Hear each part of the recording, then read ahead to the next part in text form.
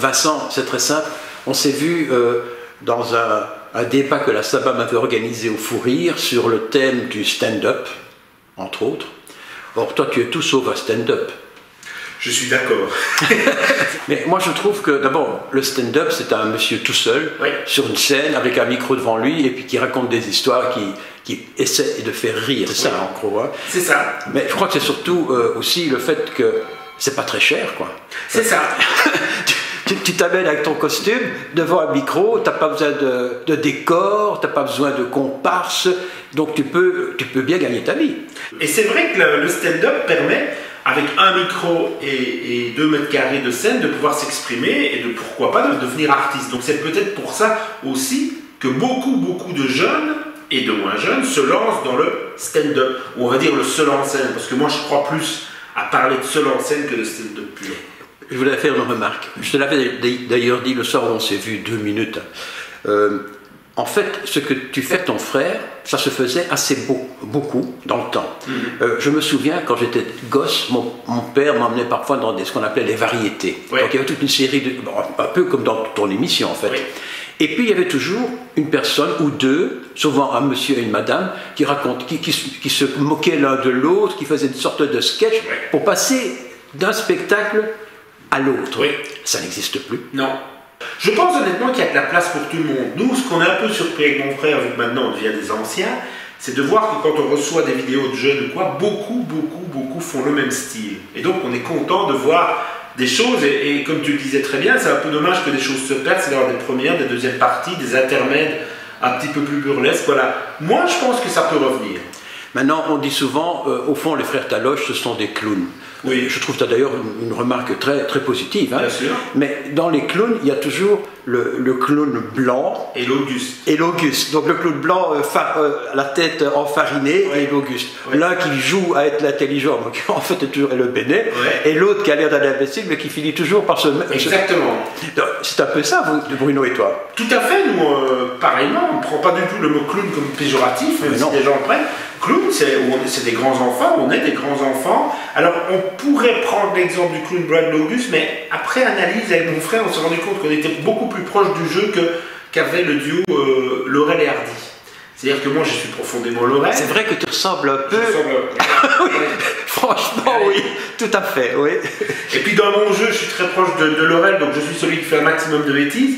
Et mon frère, qui est plus proche de Hardy, parce que Hardy croit savoir, mais ne sait pas plus que l'autre. Or, le clown blanc est quand même beaucoup plus sérieux. Et nous, on s'est rendu compte qu'on avait quelque chose de très proche de Laurel et Hardy. Oui. Ce qui m'a frappé aussi, c'est que, bon, moi je ne t'avais jamais rencontré.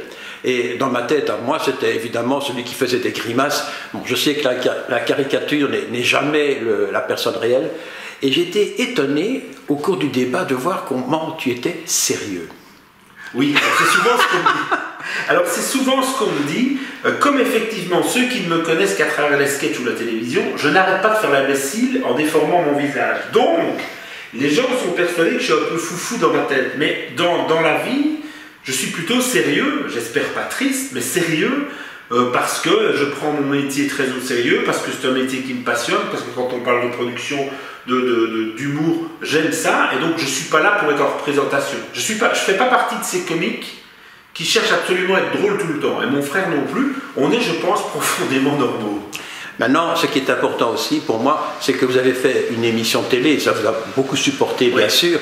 Vous avez mis d'ailleurs le théâtre, le grand théâtre de Verviers en exergue, peut-on dire, encore qu'il soit dans un triste état. Bah, il est fermé maintenant, oui. Mais oui, mais j'ai lu qu'il y avait une moulure qui était tombée, c'est ça? C'est ça, en fait, le grand théâtre de Verviers, qui est un lieu magique, souffre depuis une vingtaine d'années d'un début de vétusté, comme ils appellent. Façade lépreuse. Façade lépreuse, l'intérieur aussi, et malheureusement, comme c'est des bâtiments classés, ils ne peuvent pas faire ce qu'ils veulent. Et ce qui est arrivé en juin, c'est qu'on a reçu un coup de fil en disant, voilà, sous ordre des pompiers, le théâtre est fermé d'un jour à l'autre. Parce qu'il y a une grosse moulure qui est tombée, non pas dans la salle, mais dans le foyer. Du coup, vous êtes passé au Forum à Liège. On est passé au Forum à Liège une fois, mais après, comme on cherche des salles qui ont de la disponibilité, ici, on enregistre début décembre au théâtre de Spa. Ça, c'est pour ce qu'on connaît. Maintenant, il y a ce qui arrive, qui me semble particulièrement intéressant. Vous avez écrit une pièce de théâtre. Oui, c'est la première fois. Et ça s'appelle Les Caves. Tu résumes, j'ai lu, hein, je trouve ça rigolo. Enfin. En quelques mots, mon personnage est quelqu'un qui vit une étape un peu compliquée dans sa vie. Il a, comme beaucoup de gens, des problèmes familiaux avec sa femme, avec ses enfants, et surtout, il a un gros problème d'argent, puisque ce pauvre monsieur, son métier, c'est de louer des cassettes VHS.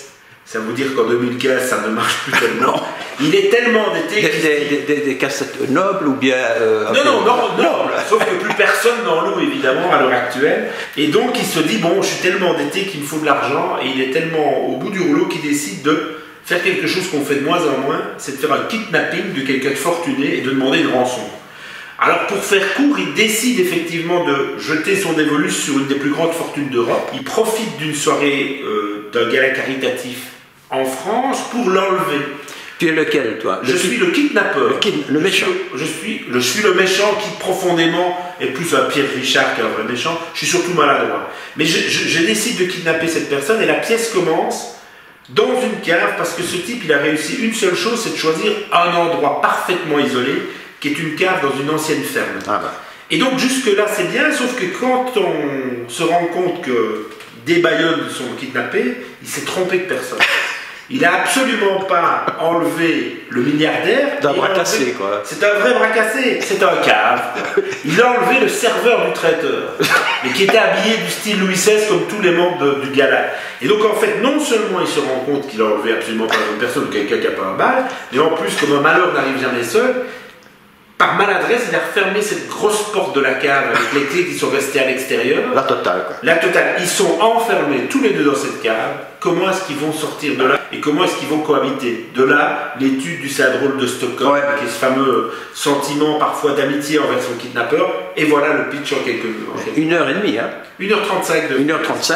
Alors maintenant, si je dis, et ça c'est vraiment pour terminer, que votre humour, bon, il est burlesque, ça c'est incontestable, il est déjanté, à la limite de la folie, mais je lui trouve une caractéristique qu'on ne trouve pas chez les autres, il est tendre. Oui, c'est vrai, ça me touche que tu dis ça, oui. On pense, si même quand on écrit, on ne cherche pas le petit moment de tendresse absolument, il y est toujours, et je dirais que dans la pièce, encore plus, parce que les gens nous en parlent. C'est très drôle à la pièce, il y a vraiment beaucoup de gags et tout, mais les gens me disent à la fin, c'est touchant, parce que je ne veux pas dévoiler la fin, mais la fin, à un moment donné, est un peu émouvante, et les gens nous disent, mais c'est super d'avoir osé cette fin, parce qu'on est avec vous. Donc nous, d'entendre ce que tu dis, ça me touche beaucoup, parce qu'on aimerait pouvoir montrer au public quelque chose de drôle, mais aussi qui les touche. Et la tendresse fait partie de l'humour. Moi, mon maître absolu, c'est Bourvil. Je pense que ça a été la personne le plus à même à... Gentil, tendre et drôle. Voilà, on essaye, tant bien que mal, d'arriver à faire ça.